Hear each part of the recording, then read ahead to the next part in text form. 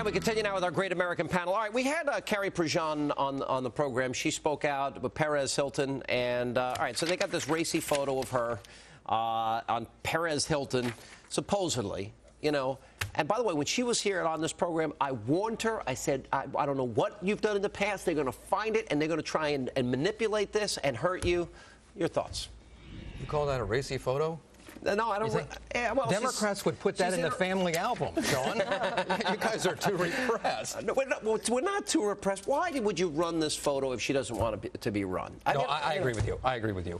It should not be on the internet. Whoever did it totally violated her trust. It's just like the Vanessa Williams case. It's wrong. They don't like her political views.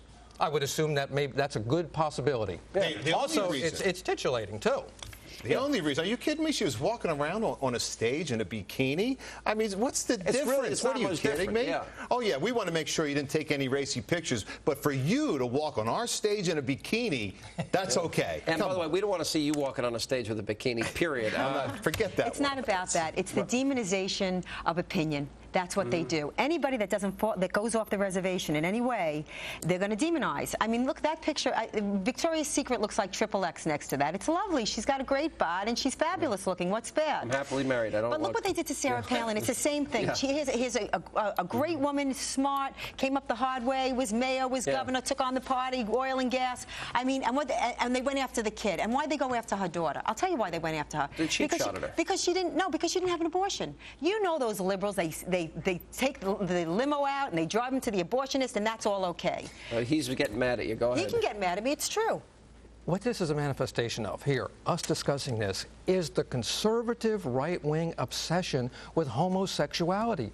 If this gay bashing keeps on, you're never going to move. Younger voters are overwhelmingly in favor of gay marriage. Wait a minute. She was asked a question about if she supports gay marriage. Her religious views say no, and she said, well, I know people disagree. She very gently, wait a minute, very kindly said, I have a different view. Where is the intolerance here? Is the intolerance from her, or is the intolerance against her, attacking her, smearing her, calling her names, and then where's the National Organization for Women coming to her defense? It's equally intolerant. We've got people who are intolerant of gays. We've got people who are intolerant if you have religious views and you're against gay marriage, you're intolerant? No, we're being intolerant. You talked about gays earlier in the show. You had a gay-bashing congressman on. The first the first member of Congress he mentioned was Tammy Baldwin, an open lesbian.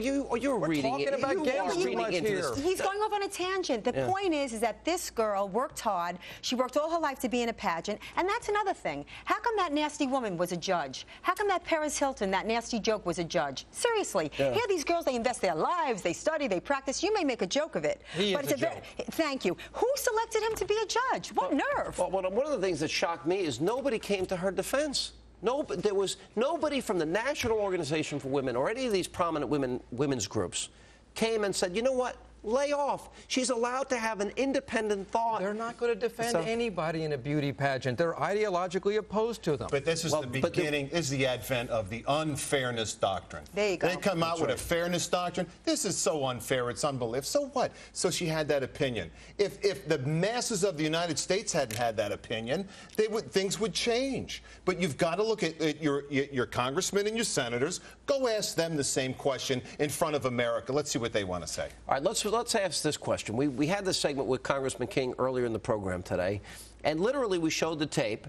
Democrats, literally, he put in an amendment that in the hate crimes legislation that pedophiles wouldn't be covered. All right, now I'm against hate crimes altogether because I want to punish people that commit crimes, not trying to understand the thought process. So you're for the legislation? No, I'm against it. Me too. Exactly. I'm against it. No, I'm against it. But the Democrats that insisted that pedophiles be included, they denied veterans the same protection.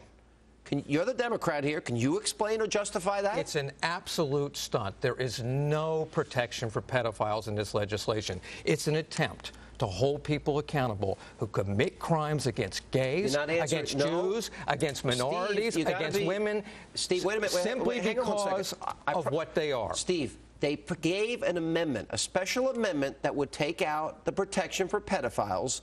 All the Democrats voted against it. When they had a vote to protect our veterans, in that case, they weren't going to include them. Because it was an attempt to kill the legislation by requiring thousands of categories to have to be put in there as these people are exempt. It was just vets. It was just vets. Just like they did with civil rights, just like they did, they stopped the legislation against lynching. It was Robert Byrd who was out there filibustering the civil rights bill, and a lot of it for the former Klansmen. Exactly. Listen, I think hate crimes is such a dangerous line in the sand. It's like hate speech. To me, all crime is hate. Whatever is motivating you, for whatever it is that you do, it's hate. Why would you want? This is America. It's based on the Constitution. Rugged individualism. Why would you want special classes? Why would you want a special class? It is absolutely, positively un-American. It is a special problem. It's a special problem for veterans. Veterans come home and they get spit at. Veterans come home and they get called names. It's even Harry Reid of Davids that get knocked over in the cemeteries, not the crosses. No, you know what? It's veterans talk to them, because I do talk to them, and I do a lot of concerts for them every year, and I get to meet them. If we're going to apply that special protection for pedophiles, shouldn't we at least apply it to veterans? Well, 100%. I don't think anyone should ever not even think about that. As a matter of fact, I think that you take veterans, and if you ever served in real combat, don't pay federal taxes anymore. I mean, come on. What happens if you're a veteran pedophile? What are you going to do about that? Double jeopardy. Well, you're protected under the pedophile part, but not the veteran part. Yeah. That's your answer. On the waist up, you're a The Democrats protected the special category for pedophiles, but they didn't protect it for veterans, and they had both votes. They put their vote on record. So that's amazing to me. With these rallies, like these rallies back in January. Yeah, we got 10 seconds. We got the rallies where they're saying death to the Jews and the ovens aren't big enough. So are people going to be prosecuted under that? All right, we got to run. Guys, good to see you. Thank you all for being with us. That is all the time we have left this evening. As always, thank you for being with us. We toss it now to Greta Van Susteren, who's standing by as she has